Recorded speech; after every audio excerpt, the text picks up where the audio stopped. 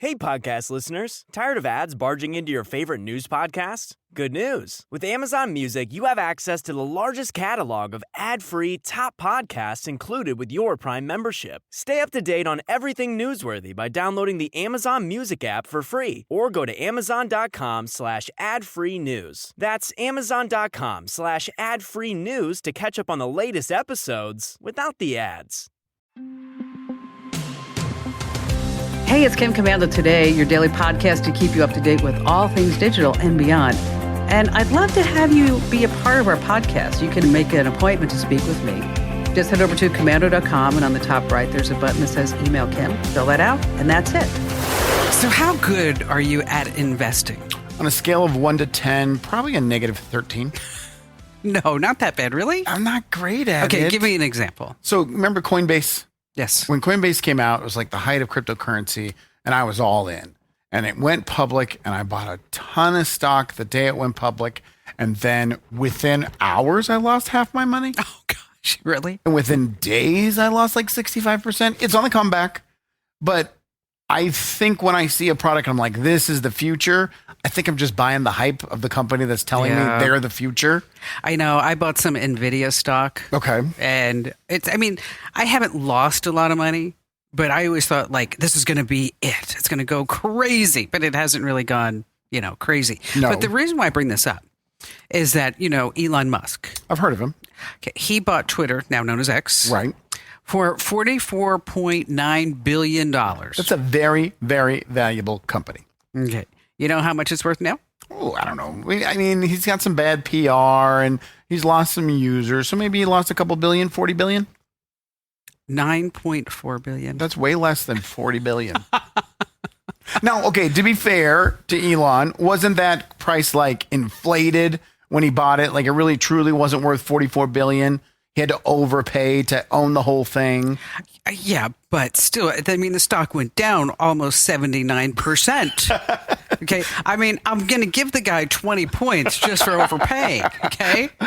Finally, I have something in common with Elon Musk. Yeah, you went down 65%, but he's an overachiever, so he went down 79%. Also, his investment was billions, mine was in thousands. It's a bit of a difference.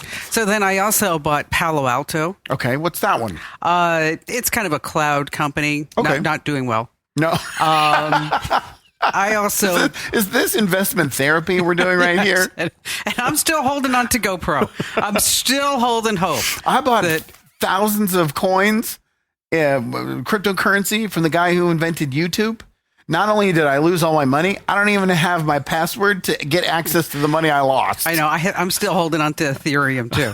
So I guess what we should warn people is that you never want to come to us for financial advice. Not these two. No, not at all. Yeah, you know what? And another big thing's happening on the stock market, too. Okay. It's kind of going crazy because it's going up and down, as it does. But there's one particular stock that the stock market is saying just bad news. Which one? This is bad news. You're not even going to give me my line. It's your cadence. We're having a conversation and then the cadence switches to you're ready for my pre-prepared silly joke mode. Okay. All right. I'm going to try. I'll pretend. It's okay. Full conversation. Okay. So what happened? You can ask me. So Kim, what happened in the stock market? Are we ready? Take two. What happened in the stock market, Kim? Northern Tissue hit a new bottom.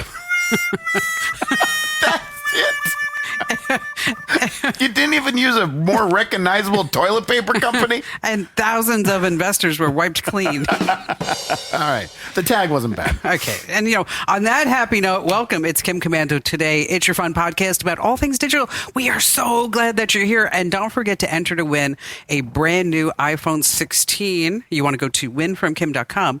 Once again, winfromkim.com.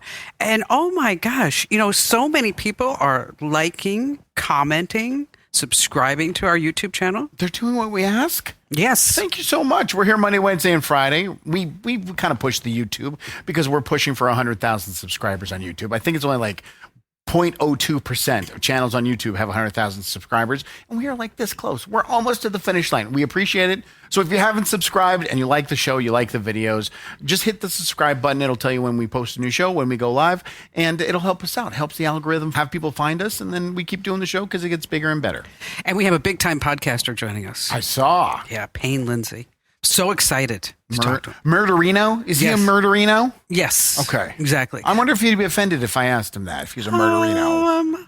You can. Okay. I mean, it's how he makes his livelihood. I know. But, and you asked me all kinds of strange questions. True. I love to ask questions. Before we sat down, you said, "Ooh, did you just get a pooch?" I did not. Yes. This is not how it went down. And I said, I have these, I got big pants on today. I don't have the one thing I don't have is a pooch. Yeah, you missed it because you stood up and she pulled everything tight and then sat down so it didn't look like it. It worked though. You look great. You know what? I'm going to Pilates. I know. Oh, God. I never thought you would buy in. Really? When you started, I was like, there's another Apple Watch. There's another thing Kim's going to try and then give up on. But you love it. I do love it. You know why? I love it because it's non-impact. Okay. And it just kicks your butt. So Pilates,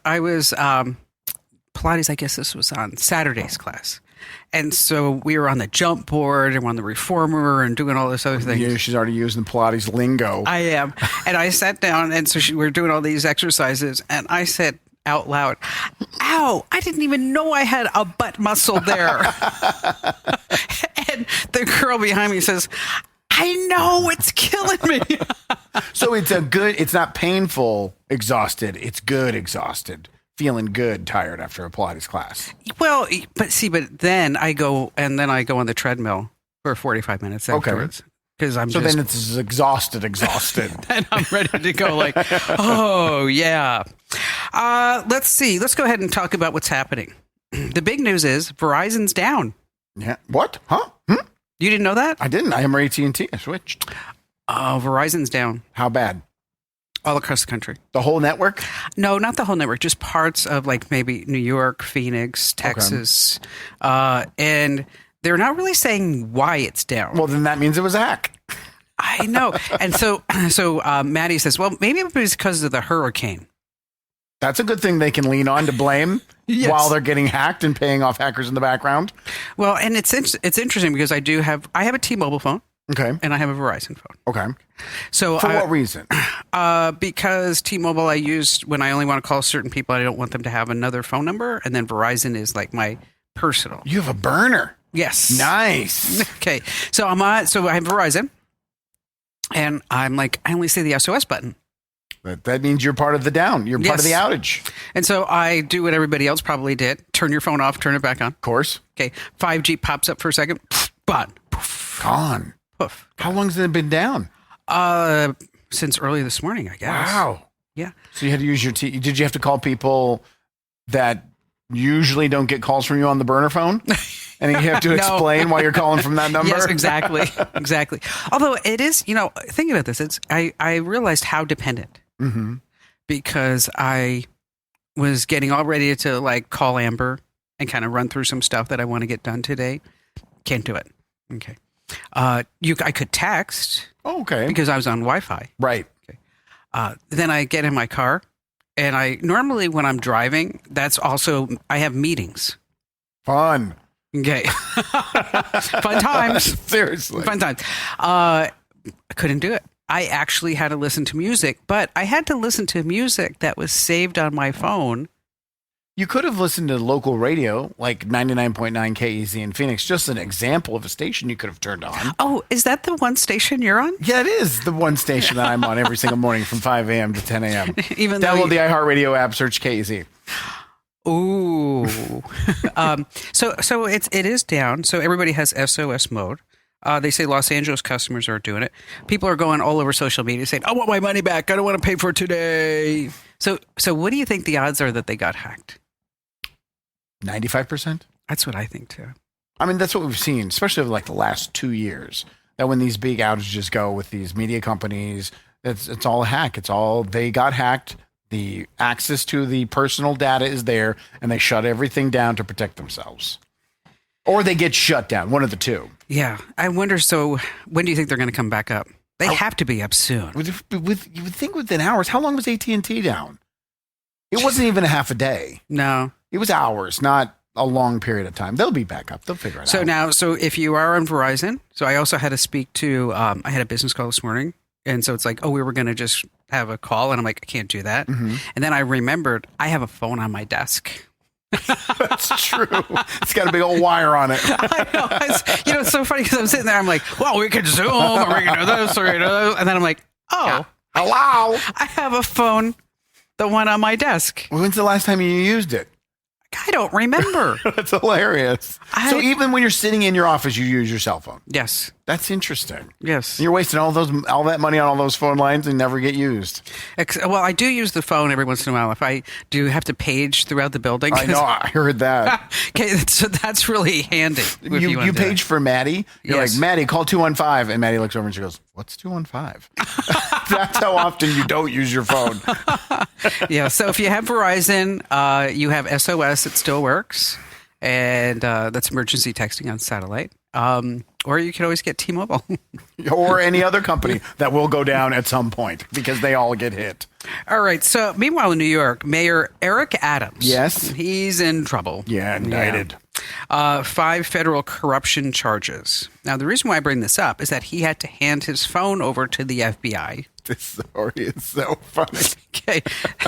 So he hands it over and he's like, and the FBI is like, well, what's the passcode? He's like, you know what? I changed it so that the staff couldn't get onto my phone unintentionally. And then they said, well, what's the passcode? I don't remember. Can't remember. I can't remember it. And then he even said, I don't know how you're going to be able to get in there. They can, buddy. Oh, yeah. They can. Dumb. But how crazy is that? It's brave. It's brave to look federal officials in the eye and say, you don't know your phone code. I just don't know it. I wish I knew it, but I changed it and I can't remember it because I never get onto my phone. Definitely starts with a number.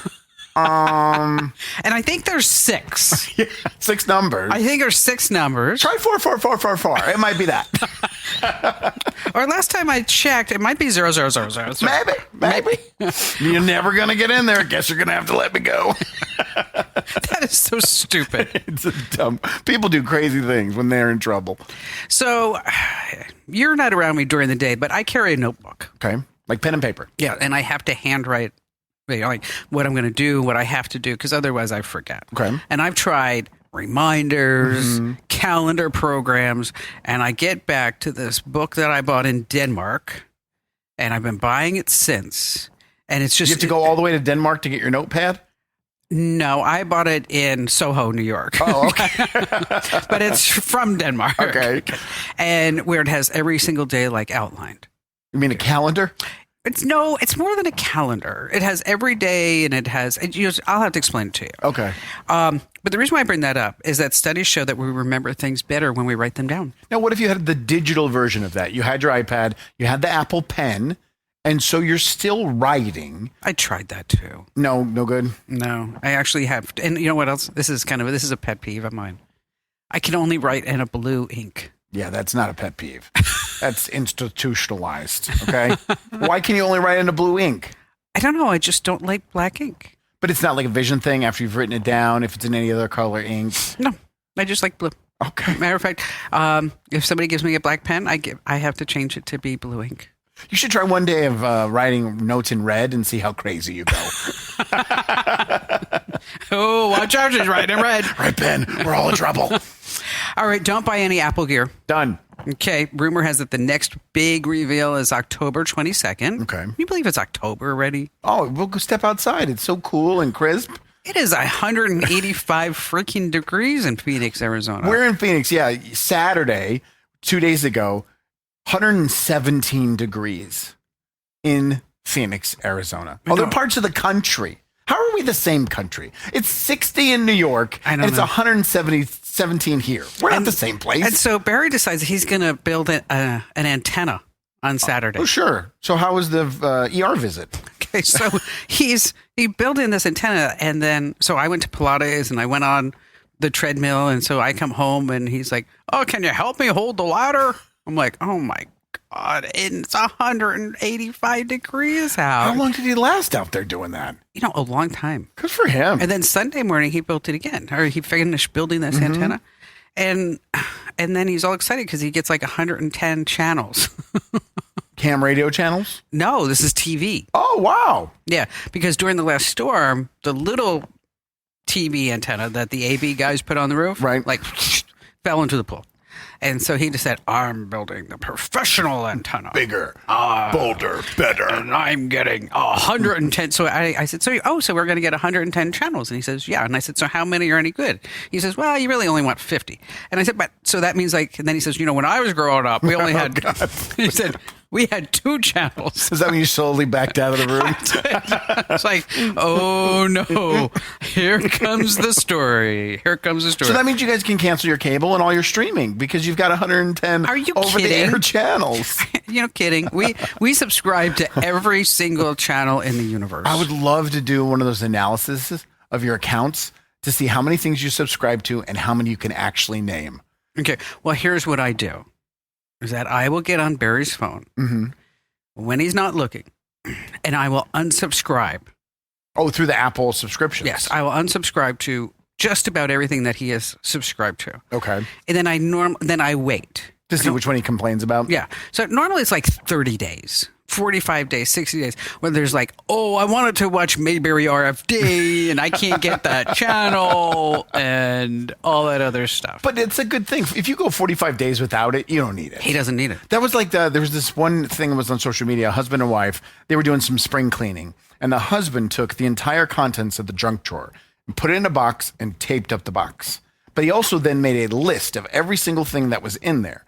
And he told his wife, every single thing you can identify, I will take out and we can keep. Otherwise, this box is going in the garbage. She couldn't name one thing in the junk drawer. Yeah. She's like, well, the scissors. He's like, no, there was no scissors in there. She's like, fingernail clippers. Nope, no fingernail clippers in there. She can name one thing in the box. Don't need it. Well, the reason why I bring this up is because we are expecting a new Mac Mini, a new MacBook Pro, Mac Studio, Mac Pro with M4, M4 Pro, M4 Max, M4 Ultra chips. Of course, you want the Ultra. No iPads? A new iPad and a new iPad Mini, just so that it can have Apple Intelligence. Because I have the brand new iPhone 16. Yeah. And it has no Apple Intelligence. Not yet. Just got to wait a couple of weeks. God, you're so impatient. I'm so impatient. Finally, this. Oh, I wish we would have invented this. We should have invented this. What is it? It's called the pooper copter. Yeah, we should have. Okay, so that's imagine, along our lines of thinking. So you have in the backyard the landmines. You know what I'm talking about. From the dogs. Oh, and Abby. Well, she's 95 pounds. Yeah, so massive. We're talking about 2-pounders. Oh, at least. Oh my God, do they stink? Do they stink ever? Okay, so maybe this is why I would have invented the pooper copter. So the drone goes over, has a little pooper scooper on the bottom, goes over the poop, hovers right over, scoops up the poop into the bag.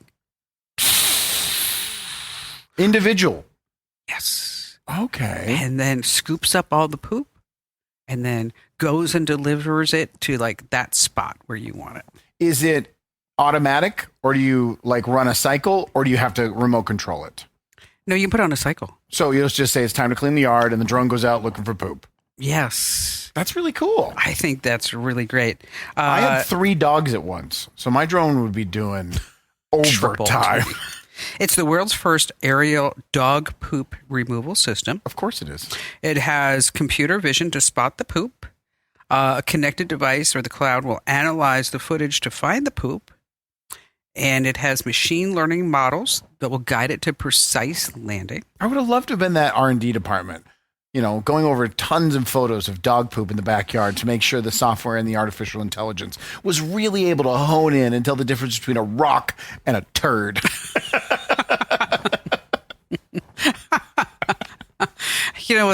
But the fact that they called it the pooper copter, I think that is just... It's catchy enough, yeah. People want to buy it just based on the name. It is. It's just, poop goes by different names. It does. Throughout the country. Okay. So do you say poop? Do you ever say, you said turd? I did say turd. I mean, usually it's potty with my children. Go pick up after the dogs. I don't get specific, but even though everybody knows what I'm doing. Now, what about if you're constipated? Well, then there's no poop. It's the absence of. In Germany, it's called far from pooping. God, all that. It's a mile away from that punchline. But you Far got from it, pooping.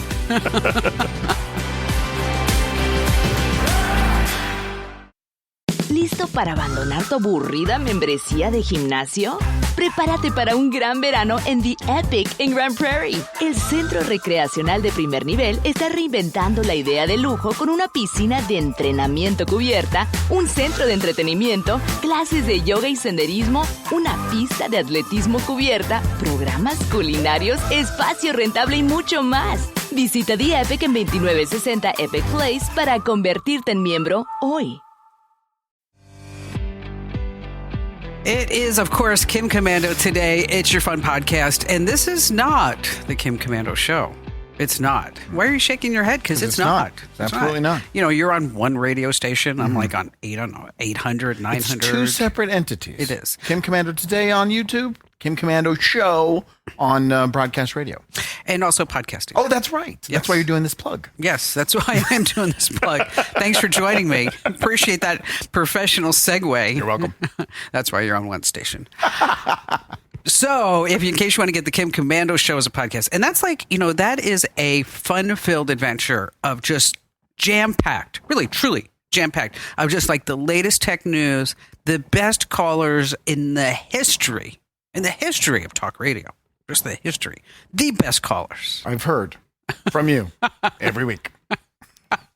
I used to screen those calls. I know how great they are. No, they really are. Absolutely. They're just real calls. And so what you want to do is make sure wherever you get your podcasts, you want to search for Kim Komando Show. Kim Komando Show. All right. I'm really excited about our next guest. Sometimes we have guests I'm not really excited about. Mm-hmm. It's like... we can tell. Can you? Yeah. Those are the 4-minute guests. On, off. Well, you know what it is? I figure with my extreme case of ADHD and whatever else I have, that if I'm bored, right, everybody else is. True. So we just have to be done with them. But his name is Payne Lindsey. He's a little bit bigger than we are. Really? Yeah. He has over 450 million downloads. Just a slight error. Now... he hosts a popular podcast called Up and Vanished. And he really helps solve missing person cases. Now we're going to talk to him about this particular case that he's been working on in Nome, Alaska. Here, just watch. A brand new season of Up and Vanished, premiering February 16th. And I promise you, it's worth the wait. There's a lot of red flags waving. And they're not choosing to recognize that. 30th of September 2016, the time now is 12:56 p.m. at the Aurora Inn in Nome to gather information related to the disappearance. Can you turn your hands a little bit? There we go. You took a beautiful person from this earth. I hope you feel horrible and you feel guilty. I love you. It's okay. There's actual facts that need to be run to ground, that need to be looked into because they're very suspicious. What did he say to you? Nothing. I went around his tent. Where is she? Did you ask him? Yeah. He was standing like this, all stern. Quiet, direct. He was a suspect. I don't know where he went, but I do know that if I was an investigator, I'd be on his ass like stink on. All right, so joining us right now is Payne to talk about this case that he's been working on in Nome, Alaska, and also it has an interesting twist that has to do with Alaska Airlines. And I will tell you, Payne, I have been to Nome, Alaska, and there is nothing there. Nothing. You've been there? Yes. On what vacation. believe it or not. What were you doing there? On vacation. Oh. You know me, I go anywhere. You weren't snatching up a couple of people to make that he could do a podcast about, were you? No, not at all. So, first of all, how did this case come across your radar? So one of my friends and co-producers does all the sound engineering for Tenderfoot. He is from a small town in Alaska, a little further north than Nome. And so he kind of stays up to date on Alaska news. And he had stumbled upon an article of Florence Okpialek, who's an Alaska Native woman who's been missing since 2020. And that kind of started some internal research. And then before you know it, we found another case of a missing man who was 36 at the time, Joseph Balderas. And turns out both families had emailed us years ago, just buried in the archives of thousands of emails that we get from different listeners and people across the globe, asking us to cover their cases in the next season of Up and Vanished. Okay, so you decide that you're going to pick up this particular case and run with it, doing a whole bunch of research. And part of that research requires you to actually go to Nome, Alaska. Now, there aren't like where you're sitting here going, well, do I take American, Delta, you can Southwest? take the Tuesday flight or wait till next month. Those are your options.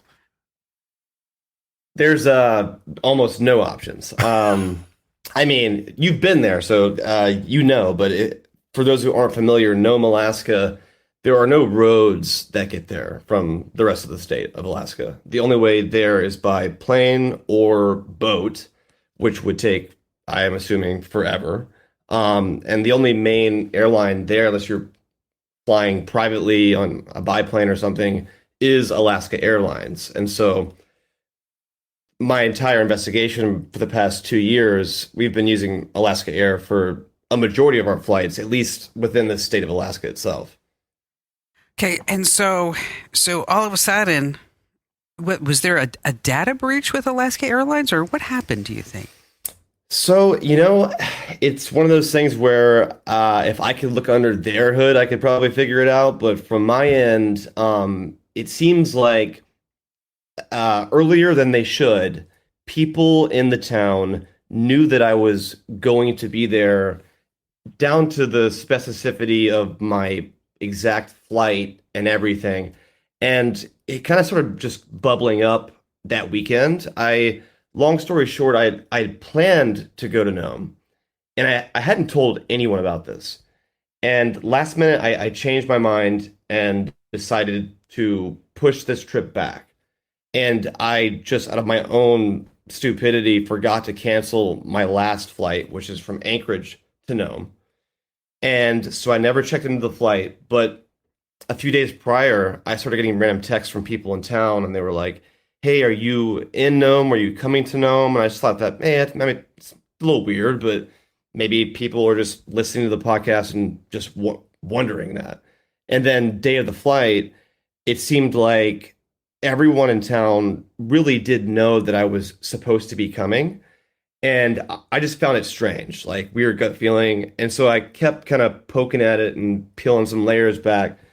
Turns out that people definitely knew I was coming, as far as maybe even 2 weeks prior to the flight, which would go all the way up until when I booked the flight, meaning that someone was either actively searching my name or somebody within the system who has access to this kind of information disseminated this or knew this early on and expected me to be there. I have two questions. First of all, when you booked the flight, did you, and people started messaging you, did you call the airline and say, hey, what's going on? This is really weird.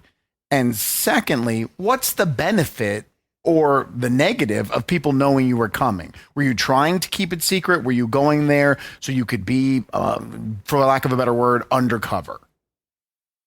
So I never called Alaska Airlines. Once I realized that people really, truly knew or thought I was going to Nome, that Saturday, I actually just pretended like I was there. I pretended. Nice. I posted on Instagram a photograph that I had taken a while back from one of the bars, and it was very obscure. And so you couldn't tell what day or time it was. And I just put Nome, Alaska, confirming the rumor, right? In hopes of like smoking somebody out here. Right. And days and days of investigating and talking to people. I have recordings of individuals and screenshots of people who definitely knew I was coming. And I think it's more than one person. I posted a video on Instagram kind of talking about this whole thing. And I'm like, how did this happen? A town of 3,000 people. The reason I'm going there is to help these families get closure on unsolved missing persons cases, which are likely murders that they feel law enforcement is not handling properly. And so for me to be actively broadcasting the show and have people know of my whereabouts and when to expect me to land anywhere just is an uneasy feeling. I could make, a benign example of like, what if I wanted to surprise my girlfriend with a vacation? Is it okay then too? I think there's just deeper, bigger implications here in terms of what they're getting in the way of and the subject matter that I'm there to deal with. Well, that would make me uneasy. Also, if he surprised her with a trip to Nome, I don't think he'd have a girlfriend very long. I don't think so. Yeah, that would not be the desired trip. I'm thinking like Maui would be much better. Has this ever happened in the past where you personally have become part of the investigation? I feel like it seems to always happen. Okay. I tell the story in first person, and we really go out there and knock on the doors and talk to people and, get our hands dirty and boots on the ground, real investigative journalism. And so I always tell it from my perspective. And inevitably, I get wrapped up in it somehow with either persons of interest, the town, and it becomes a really big talking point in the community. And it creates almost like organized chaos. Well, and this to me is a ripple of that. So knowing that Nome is this little tiny community, like you said, 3,000 people, had you been there before and did they know that you were investigating this case? I'd been there before several times, but this was before the podcast was out. And we never told anyone, any listeners, besides the people we were actually interviewing, which was mostly family, some, loose associates with the cases and kind of like early puzzle pieces.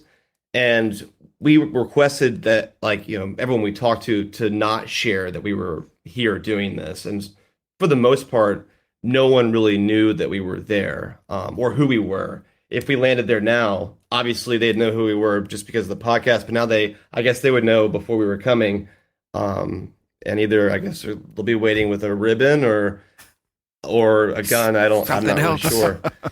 So why did you pick this case out of, like you said, the thousands that you get submitted from around the world? Why did you pick this one? Several reasons. I think that at this point, Up and Vanished has become in my eyes, it's such a enormous task to go poking around an unsolved missing persons case. And there's so many intricate parts of it that I look at the podcast itself as a tool in a way that, how can I best use this on a case that I can actually maybe move the needle on and not just tell a story.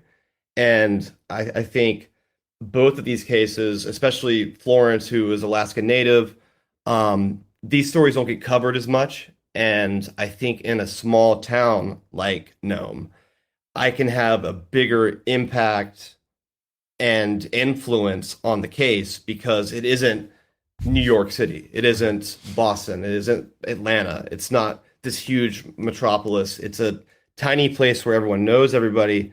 And eventually when people start hearing themselves and their friends and relatives on this podcast, it just gets people talking, and in a way that could only ever happen in a smaller place like that.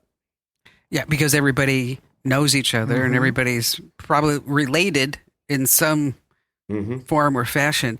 Now, when you go into a small town like Nome, do you stop by the police station and say, "Tell me what you know"? Not quite like that, but I usually do. We tried that with the Nome Police Department. They didn't want to talk to us. They arranged a meeting for the next day, and then guy cancels on us, and we call, and he's not there. He's busy, and been busy ever since, I think, which would be at least a year. I get it. I wouldn't want to talk to myself either, I don't think, if I was a police officer and I had an unsolved case. I wouldn't be super excited about talking to a true crime podcaster about it. But I gave them the opportunity to tell us what they know or make a statement at all, and they haven't. And that just is what it is. At this point, I don't think that we're really looking for anything from them other than an arrest. And I think that it wouldn't even be them to arrest anybody at this point. I think it'd be something more state level or FBI related, because there's just too much of a half-assed job going on. So you probably have some ideas of what happened to Florence. We definitely have some ideas. I think it's more so we have honed in on individuals that need to be questioned in a murder investigation, which has never been properly done. And, I think that with that, we can learn a lot, especially with as much as we've learned thus far. So now if you have to go back to Nome, are you going to travel as Tom Smith?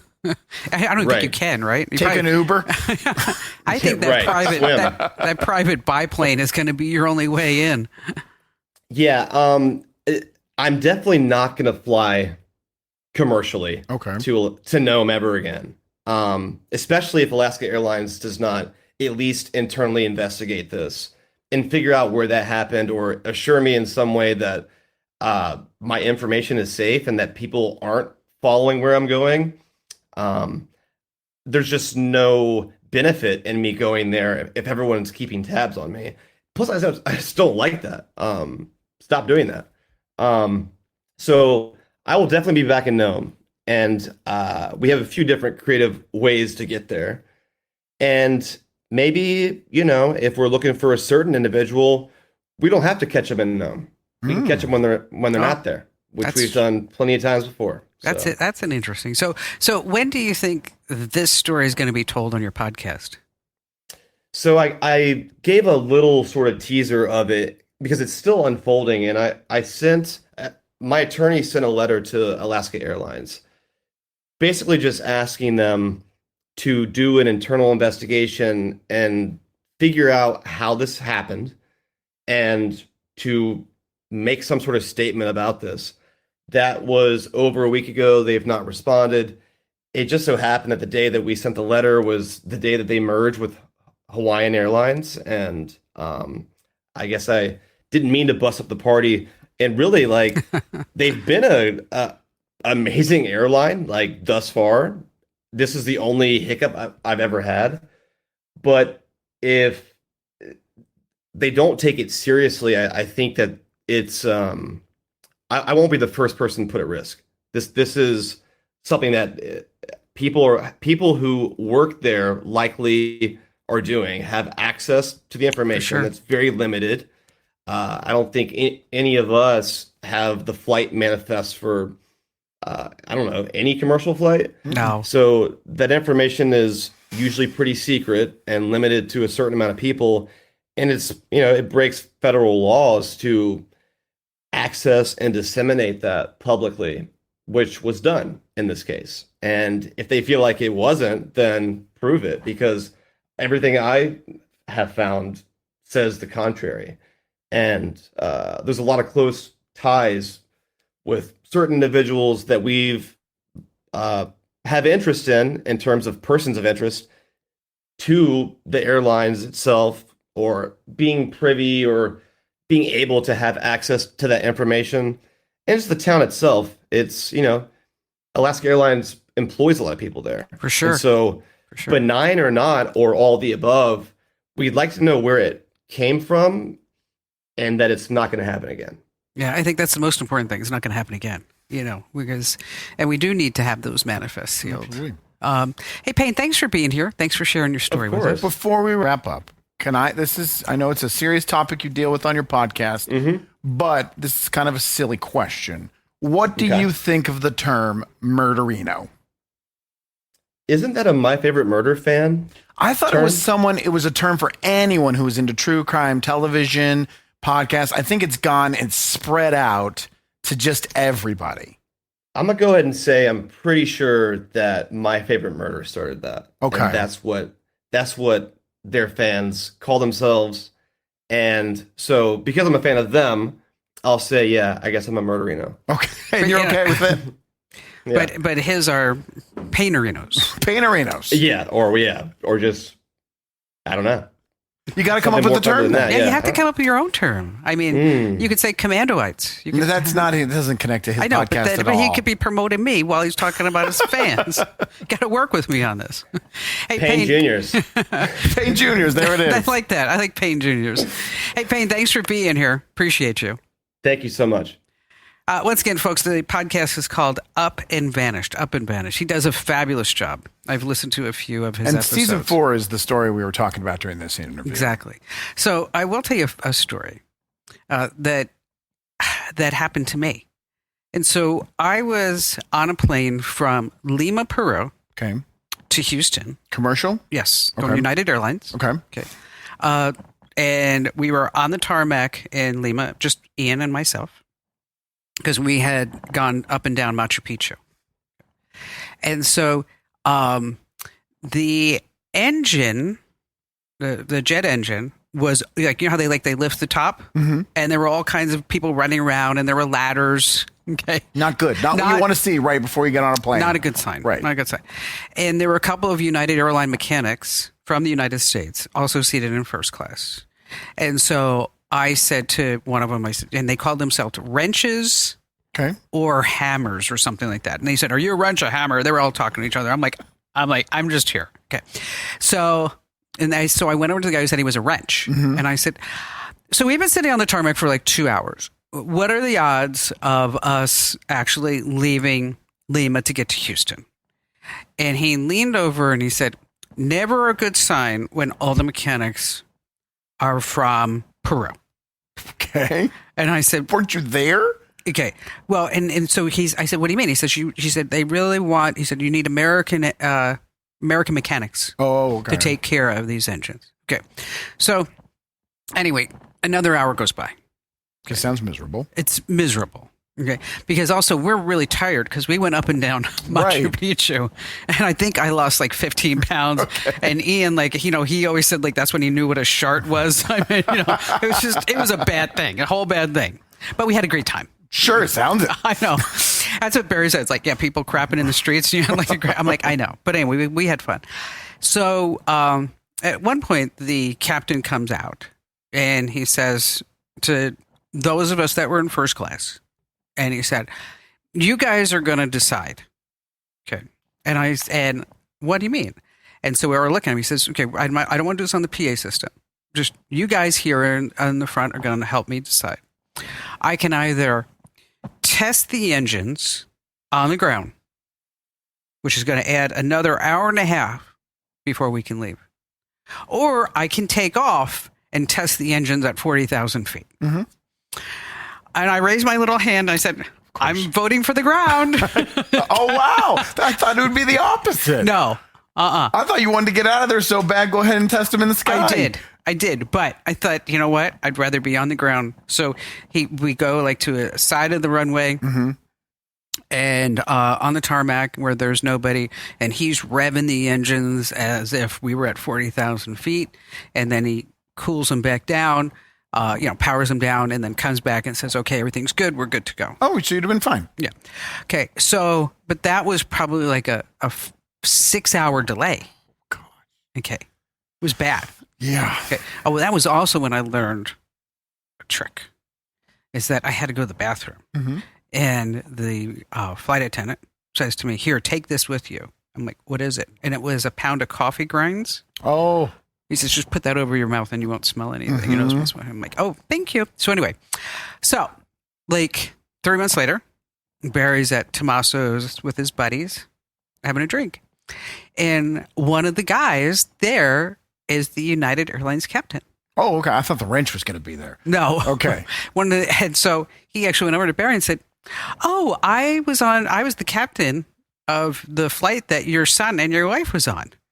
And he said, she's just lovely. 6.5 hours. Only got cursed out twice.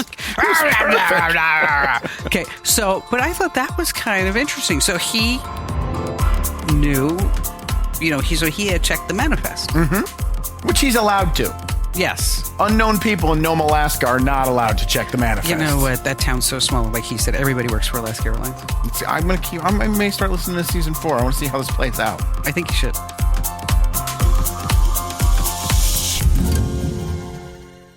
¿Listo para abandonar tu aburrida membresía de gimnasio? Prepárate para un gran verano en The Epic en Grand Prairie. El centro recreacional de primer nivel está reinventando la idea de lujo con una piscina de entrenamiento cubierta, un centro de entretenimiento, clases de yoga y senderismo, una pista de atletismo cubierta, programas culinarios, espacio rentable y mucho más. Visita The Epic en 2960 Epic Place para convertirte en miembro hoy.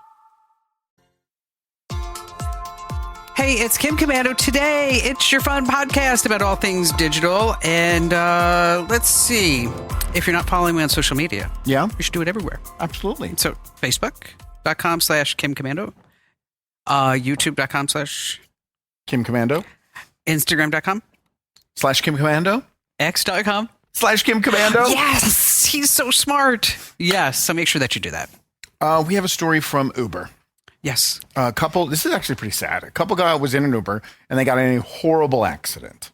The female of the couple, she had all of these traumatic injuries. She was in ICU for weeks. After she got out, she got a horrible infection, almost died. Her husband had a fractured sternum, can't properly use his left arm, and is going in for a third surgery. So obviously they are racking up medical bills like crazy. Of course. Went to their insurance company, went to the other insurance company, and they're like, hey, you were in an Uber. You're going to have to go after them. You can't go after us. So they find a lawyer, go to sue Uber. Uber's like, nice try. You can't sue us. And they're like, what are you talking about? We were in the Uber when he got in the crash. Exactly. And they're like, no, in March of 2022, you ordered a pizza through Uber Eats, you agreed to the terms and conditions, and you cannot sue us. Now, their argument back was, it wasn't us. It was our 12-year-old daughter. A minor could not agree to terms and conditions and then be illegally binding, and the courts sided with Uber. You can't sue them. Yeah, you have to go to arbitration. Right, and what are they going to give you in arbitration? A dime on every dollar? Exactly. Free Uber ride to downtown? And see, but this is really, because this also happened to the Disney Plus. Correct. In Florida. Where because he... Guy tried to sue Disney World. Couldn't because he agreed to the terms and conditions on Disney Plus like 4 years prior. Of which everybody reads those. Oh, but we have to start now. Oh, you know what? But if you... It's written for the company, number one. Okay. And if you do read them, what are you going to do about it? Okay, but you're not going to use the service if you find something that's egregious. For sure. But why do we not have a governing body or some agency or some law that says, hey, you can't connect Uber Eats to a car crash that's going to happen 3 years later? You shouldn't be able to do that. Right. The two have nothing to do with each other. It's like, because I rented a car, I can't sue the airline. Right. I mean, it's ridiculous. Or the same travel agency. I mean, because I did that. But the two things aren't even connected.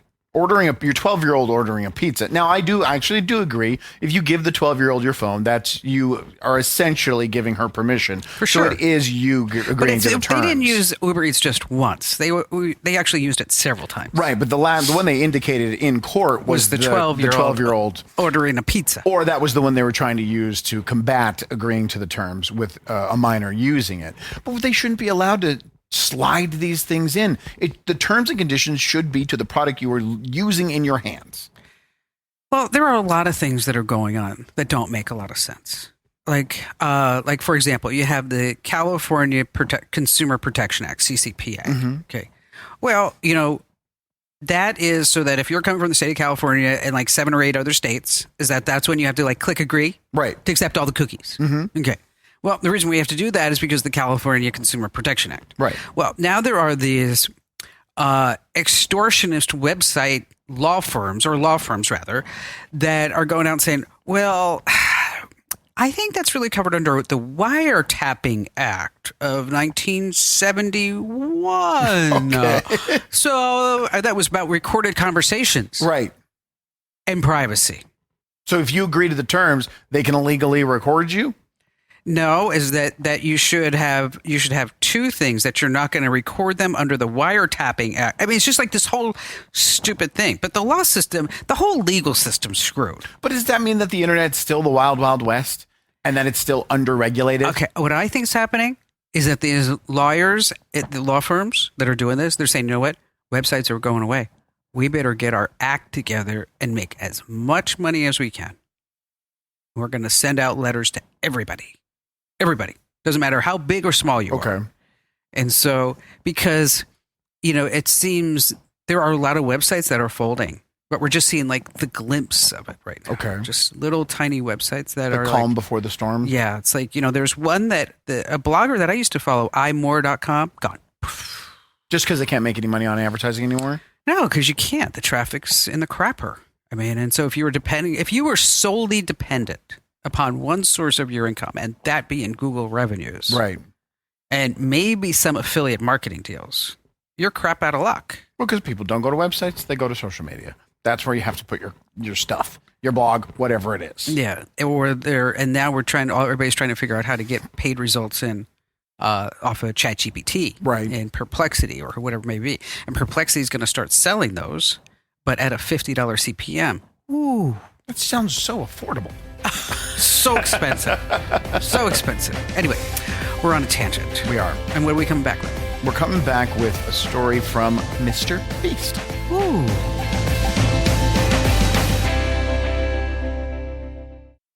¿Listo para abandonar tu aburrida membresía de gimnasio? Prepárate para un gran verano en The Epic en Grand Prairie. El centro recreacional de primer nivel está reinventando la idea de lujo con una piscina de entrenamiento cubierta, un centro de entretenimiento, clases de yoga y senderismo, una pista de atletismo cubierta, programas culinarios, espacio rentable y mucho más. Visita The Epic en 2960 Epic Place para convertirte en miembro hoy.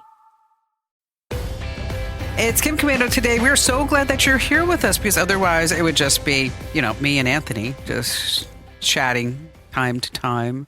Oh, Andrew. At least go with the name that the commenters love to call me as Adam. Adam. Yeah. Yes, Adam. Adam. At least they'll get the joke when you say because it. you don't have any hair.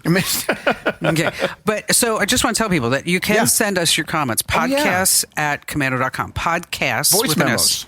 And this is really great. So you can just take your phone, do a voice memo. If you're not sure how to do a voice memo, super easy to do. Just open the voice memo app. There it is. Done. You have to agree to the terms and conditions, which means all your children now belong to the Congo, but otherwise you'll be fine. It will be great. Mr. Beast. Mr. Beast's handbook. His company handbook was released on the internet, and it's getting a lot of attention. 36 pages. He's getting a lot of praise. There's things like the way it's written. It's written in real talk. It's not lawyer jargon. It's him actually just saying, these are what I feel. One thing is he allows his employees to make mistakes. If you make a mistake, even if it costs me millions of dollars, own it, and we learn from it, and I promise you won't get fired. But the other thing that people are basically saying is he has the founder mentality, where, the difference between a founder and a manager, right? A manager sits at his desk to make sure all the things on his checklist are done, meets his goals, and his staff meets his goals. A founder is obsessed and lives and breathes the product and the company. Yes, that'd be me. Correct. That would be me. Well, Mr. Beast is being being called out by the older population and praised by the younger. Basically, saying every single employee for Mr. Beast Productions has to act like a founder. You have to wake up thinking about Mr. Beast. You have to go to bed thinking about Mr. Beast, and in between, all you can think about is Mr. Beast and be obsessed. You know what? If you're not in it to win it, you shouldn't be there. Oh, but there is a work-life balance. Well, yes. Yes, but I still think, that because, like, for example, we're a small company. We're competing. No, he's making $700 million a year. But staff-wise, he's not huge. He's not going to be like a big Fortune 500 company. True. That's true, because he does do a lot of outsourcing and contract labor and things like that. But, if you are trying to compete, you have to be fast. You have to move quickly. And that's one of the things that I'll say in a meeting, like, what happened? We're slow. We have to move faster. We've got to keep going. We've got to, keep pushing to that next level. We've got to get this client or that client. And mediocrity just doesn't work here. Because you're not big enough to have a section, an office in this building to be mediocre. And so that's basically what he's saying. And I think that any small business owner, really any business owner, that you really need to have that drive and have that passion and have that ambition, because you're leading the ship. Sometimes I'll come to work and I'll be like, I don't really want to work today. You have no choice. Okay. But what I purposely try to do is not interact with the staff too much. On those days. Yeah, because then it's probably like once every 3 months, I'll come in and be like, oh my gosh, this is so much. There's just, and it's my fault. At least you have that realization. Yes, because I'm the one who wakes up at 4 o'clock in the morning and goes, what if we do this? We can tackle this. So is that you avoiding the S running down the hill on those days where you just say, I'm going to stay in here. I'm going to close my door, do my stuff and get out of here? I would. I won't it's not that I'll close my door, but I'll come in, but I will probably be a little bit more sedate and just maybe try to do stuff by myself, because I don't want that attitude to ripple. Yes, to come. And the same thing too is like if you have somebody who's on staff, which you've seen them here, you got to cut out the cancer, right? Because that crap spreads fast. It does, like wildfire. It does, like COVID. Worse than that. I'll never forget the guy who came in and he said, I think that we should all unionize. In here? Yeah, he wanted to unionize. And so all the production people, because he decided that all the production people, and he talked to everybody, and everybody said that they should be part of a union. So I said to Barry, I don't know what to do with this. I wouldn't either. I'm good at a lot of things, but I'm not good at this. And? So Barry did a whole bunch of work, research, and he called the guy in. He says, so let's talk about what I've been hearing ripplings that you think that the whole production department should unionize. Okay.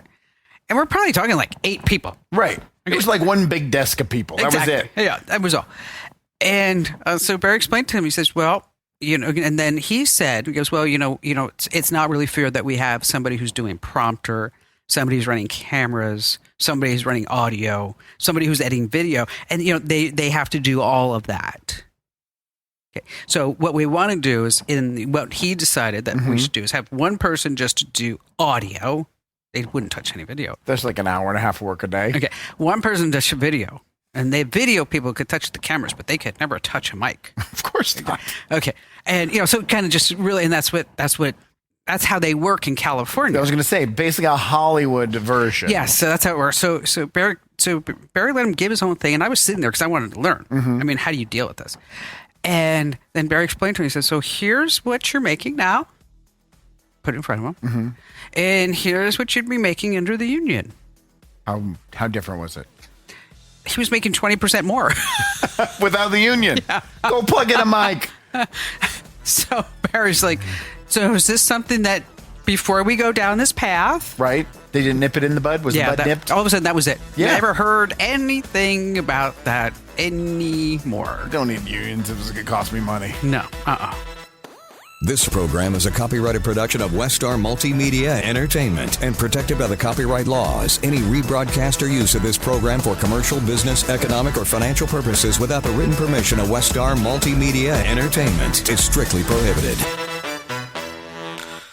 Macy's has all of your Grill Master essentials for Father's Day. Stop by to get our hand-trimmed chicken breast and certified Angus beef patties that are ready to grill, so Dad can have his favorite dinner. Make sure to browse our bakery to find the perfect no-work Father's Day treat with our decadent peanut butter bars or famous donuts. Right now, you can get boneless beef ribeye steaks for $12.99 per pound at Macy's. Shop these Father's Day essentials in-store or online at Macys.com through June 18th. Macy's, happy shopping! It's better over here. AT&T customers, switching to T-Mobile has never been easier.